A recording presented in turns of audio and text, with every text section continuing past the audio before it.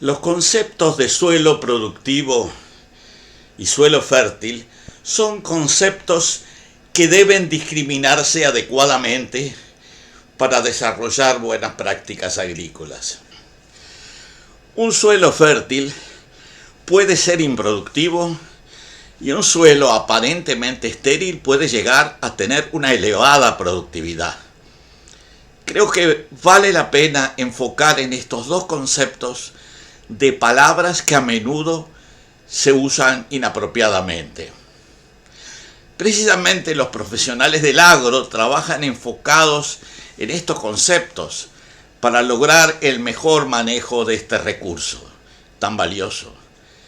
En primer lugar, definamos el vocabulario. La fertilidad es la propiedad que de por sí contiene los elementos básicos que permiten la producción agrícola. Me refiero a los elementos químicos básicos para el crecimiento de las plantas. Aunque a menudo existe la creencia de que el color de la tierra, por ejemplo, negro o pardo oscuro, representa el mejor síntoma para evaluar la capacidad nutritiva de la misma para las plantas, en realidad no alcanza. En los hechos se requieren estudios específicos. A veces las cosas no son como parecen. Los suelos que aparentan ser fértiles a menudo no lo son, y los que parecen estériles pueden poseer una fertilidad elevada y una gran capacidad productiva potencial. Para conocer la forma de aprovechar estas categorías, te invitamos a seguirnos en esta explicación. Las características de los suelos son fundamentales para determinar el tipo de ocupación del territorio que se lleva a cabo, en particular las actividades agropecuarias. Por ejemplo, los suelos altamente productivos dan lugar a numerosas comunidades rurales, ciudades con mayores poblaciones y elevadas densidades demográficas. Por esa razón, es una buena idea comprender las funciones y potencialidades de los suelos desde varios puntos de vista. Aclaremos que se llama suelo a la capa sólida más externa de la corteza terrestre. En términos geológicos, es apenas una película recubriendo las formaciones rocosas. Su espesor es generalmente de 1 metro o poco más. Hay suelos de varios metros, pero son la excepción. Su límite inferior se define naturalmente por el alcance máximo de las raíces de las plantas. Se estructuran en 3 horizontes principales. En la parte superior, el horizonte A, que tiene mayor contenido de materia orgánica. Por debajo de este se localiza el horizonte B, que en muchos casos está enriquecido en arcilla u otras sustancias que han sido lavadas del horizonte superior. Y finalmente el horizonte C, que no forma parte del suelo, pero que generalmente es el que ha permitido que el suelo se forme. Por eso al horizonte C se le considera y se le llama material madre de los suelos. Los suelos están compuestos por arcilla, por arena, por limos, gravas y por materia orgánica en cantidades variables. Sus funciones efectivas en las sociedades humanas están basadas en sus propiedades, su fertilidad, su productividad y su fragilidad. Sufren procesos dinámicos de humectación y de secamiento, de lavado por las aguas de lluvia y acumulaciones sólidas de concreciones y precipitaciones de sales en los niveles inferiores. Tal vez el rasgo más importante es la fertilidad. Fertilidad es la capacidad del suelo para sostener el crecimiento de las plantas y el rendimiento de los cultivos, siempre y cuando posean ciertos nutrientes esenciales. Aparte del agua y el dióxido de carbono, provenientes directa o indirectamente de la atmósfera, los principales nutrientes que son indispensables para el crecimiento vegetal incluyen el fósforo, el nitrógeno, el potasio, el calcio y el magnesio, entre otros, que deben estar presentes en compuestos absorbibles por las plantas. Si los suelos carecen de estos nutrientes o se agotan luego de muchos cultivos, se les puede agregar bajo la forma de fertilizantes. Muchas regiones deben su alta productividad agrícola y su densidad de población elevada a la gran fertilidad de los suelos, y de eso vamos a hablar ahora. Se dan casos típicos de altísima productividad agrícola en los suelos de regiones volcánicas. A la vez son zonas con gran densidad de población, y no es casualidad.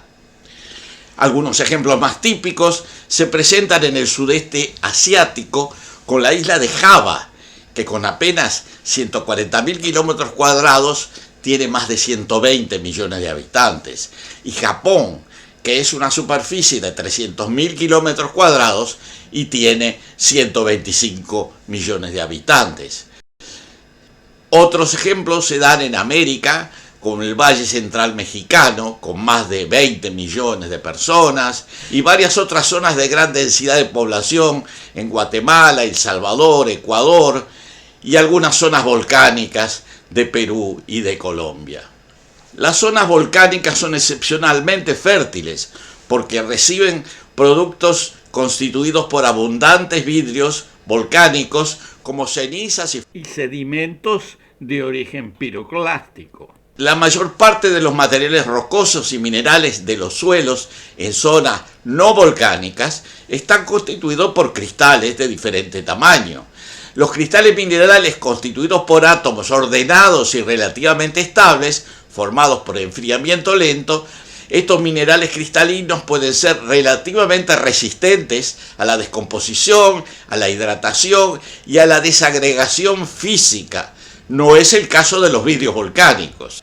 En los vidrios, formados por enfriamiento rápido, los átomos están desordenados y son muy poco resistentes a la descomposición química y a la desagregación. Cuando el vidrio se descompone, libera los nutrientes que puede contener, como fósforo, azufre y varios cationes, como por ejemplo el potasio, el calcio, el sodio, etc. En otras palabras, el vulcanismo activo produce una fertilización continua de los suelos, cosa que no sucede de la misma manera en zonas no volcánicas. Sin embargo, a veces en zonas no volcánicas pueden llegar lluvias de ceniza volcánicas, produciendo un efecto similar de fertilización, como es el caso de las llanuras pampeanas de Argentina y suelos del suroeste uruguayo, que son particularmente fértiles porque recibieron aporte de cenizas en tiempos geológicos. Por otra parte, queremos mencionar el caso de zonas con suelos de elevada fertilidad, pero con muy baja productividad natural debido a la ausencia de lluvias, a la ausencia de agua. Son zonas áridas con suelos que pueden poseer altos contenidos de nutrientes, pero que debido a la falta de lluvias y de humedad tienen una productividad muy baja o nula. Sin embargo, estos suelos pueden ser aprovechados por medio de sistemas de irrigación. Por esa razón, algunos suelos áridos y semiáridos presentan elevada productividad cuando son irrigados. Un tercer elemento a considerar es la dificultad de conservar los suelos frágiles. La fragilidad de los suelos es particularmente peligrosa en laderas empinadas y con texturas friables vulnerables a la erosión. Esta fragilidad aumenta cuando las prácticas agrícolas son inadecuadas, como por ejemplo arar en el sentido de la pendiente o destruir estructuras que mantenían los terrones consolidados. En algunos países agrícolas, como en la Pampa Argentina, las dificultades de drenaje pueden llevar al anegamiento o salinización de muchos suelos. En ese caso, las obras de drenaje son esenciales y la irrigación debe ser planificada, en particular evitando el ascenso de las napas subsuperficiales. Habíamos mencionado la importancia de los aportes volcánicos como cenizas o sedimentos piroclásticos, generando suelos de altísima fertilidad y productividad. También es necesario referirnos a ciertas zonas del mundo, sin aportes volcánicos recientes, pero con texturas favorables que se han transformado en áreas de gran productividad agrícola. Es el caso de ciertas llanuras que recibieron aportes loésicos con transporte eólico. Varias de estas llanuras han dado lugar a economías altamente productivas. Eso se ve en las llanuras de China nororiental, en Ucrania, en las llanuras de la cuenca del Mississippi y las llanuras de algunas provincias del centro-sur de Canadá, en América del Norte, y la Pampa en Argentina.